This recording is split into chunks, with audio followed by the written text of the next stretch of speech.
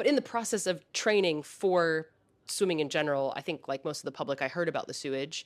Um, the BBC, I think, put out a pretty big article, and then the Guardian put out a couple articles as well, like that something like crazy, like 350 million hours of sewage was leaked into British waterways.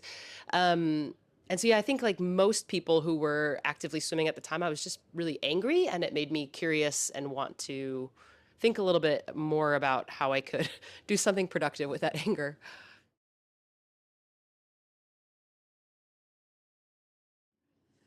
Welcome back to Kendal Mountain Festival. We're here with another of our guests at the festival this year, Sara Lessmann, who showed her film for the first time. So, Sara, welcome. How has the festival been for you so far? Yeah, it's been good. I only just came up yesterday, so I haven't seen many of the other films. I did see the other films in the outdoor swim session, which I was a part of. But then today I'm going to see the bouldering session, which I'm super excited about, and the live podcast recording with Matt Barr.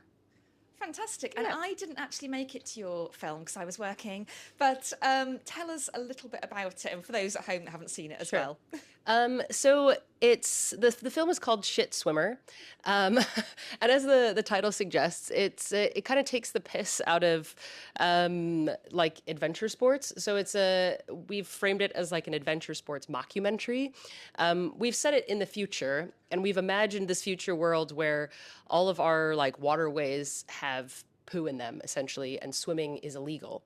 So my character is sort of like a it's based loosely on who I am. So I am a YouTuber and a filmmaker, and I have a YouTube channel called Sara Does Sports. And in my YouTube channel, in real life, I try different sports and then film the process. So in this particular documentary, we've kind of blown up that character to be like a little bit larger than life, and she's taking on this swim challenge. So she wants to break the women's 1 mile open water swim record, which is kind of insane because she hasn't swum before. And she's doing it at a time when there's like poo in all of the lakes and swimming is illegal.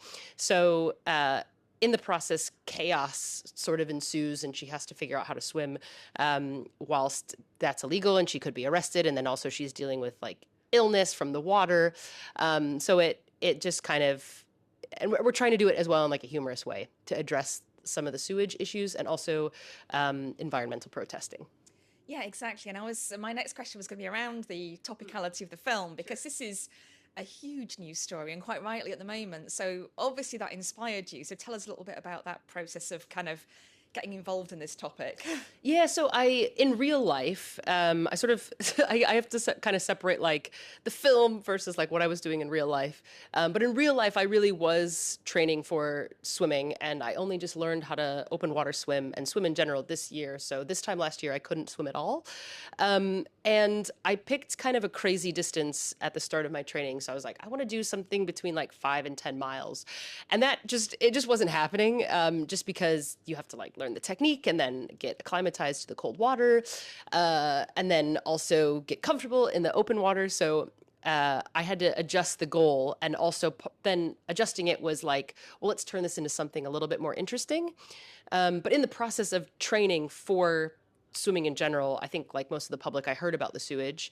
The BBC, I think, put out a pretty big article, and then the Guardian put out a couple articles as well, like that something like crazy, like 350 million hours of sewage was leaked into British waterways. And so, yeah, I think like most people who were actively swimming at the time, I was just really angry, and it made me curious and want to think a little bit more about how I could do something productive with that anger.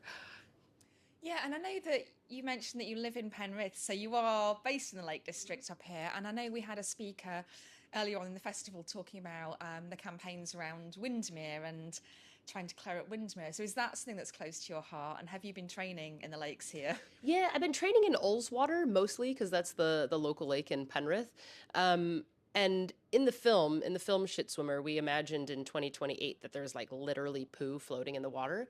And luckily right now that's not the case in a lot of the lakes in the Lake District. I think that they have a big issue in Windermere, but hopefully like I think it is close to home and it feels close to my heart. I think like most people who are living in the Lake District, because they don't want that to happen to their local lakes or waterways. And so we need to do something to fix the infrastructure, even if I'm not necessarily swimming in Windermere on a regular basis. And what are your hopes for the film? I mean, obviously, you're hoping that it will raise awareness and maybe change some things, but what are your personal goals? Yeah, I mean, I think the goal with the kind of adventure mockumentary thing was I think humor, or the hope with humor, I suppose, is to try to get people to kind of reimagine the problem. If we can laugh at it, it might free us up to have some more hope about the issues. I think um, stuff like this can get really heavy and hard to hold.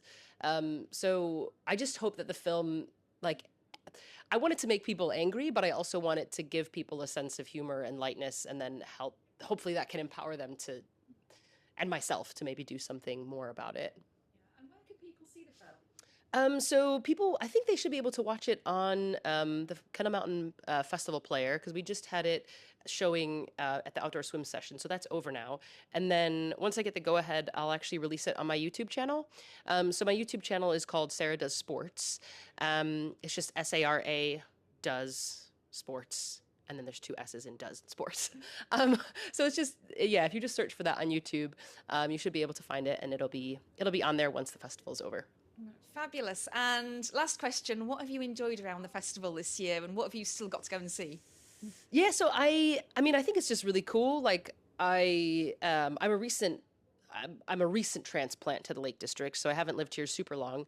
And I kind of heard about the Kendall Mountain Festival at various points, because I'm fairly active in the outdoor community when I'm not swimming. I'm like rock climbing or I'm running.